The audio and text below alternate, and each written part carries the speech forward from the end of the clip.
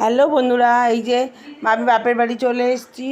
আর এই যে দুপুরবেলা আমার ভাইয়ের বউ এত কিছু রান্না করেছে, পোস্ত আর ডিম দিয়ে ভজা, মাছের ঝোল আর বড় মাছের মাথাটা আমাকে দিয়েছে। আর আমার মা বলছে এর থেকে আরও একটা বড় মাথা, সেটা তুই নে। এই নিয়ে এটা তুলে দিচ্ছে, আবার ওই বড় মাথাটা পাল্টে আমাকে দিচ্ছে। দেখছেন বাপের বাড়ি খাওয়া দাওয়া।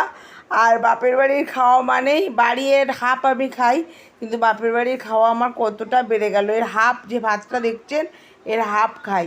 এমনিই আমার 62 কিলো ওয়েট, কিন্তু এখানে এসে যদি এই 1 মাস কি 15 দিন থাকি তাহলে 70 কিলো হয়ে যাবে। আর রান্নাটা আজকে ভীষণ ভালো হয়েছে, এই গরমের মধ্যে একদম সব কিছুই হালকা রান্না। আর এরকম বাড়ির হালকা রান্নাই আমি ভালোবাসি। আর আমিও এরকম, আপনারা দেখেছেন, একদম হালকা পাতলা বাড়িতে রান্না করি। তাহলে বাপের বাড়ি আজকে এইটুকু, আজকে থাকবো, কালকেও দুপুর পর্যন্ত আছি, কালকে রাতে ফিরবো। আর রান্নাটা সব আমার ভাইয়ের বউই করেছে। আর আমার ভাই বাজার করেছে। আর এই মাছটা দেখছেন, এটা একদম পুকুরের জ্যান্ত মাছ। তাহলে বন্ধুরা, এই ভিডিওটা ছোট হলেও দেখবেন, ছোট করে দিচ্ছি। বাপের বাড়িতে আছি, আপনারাও খুব খুব ভালো থাকবেন। আর এই গরমের মধ্যে ওআরএস খান, ডাবের জল খান।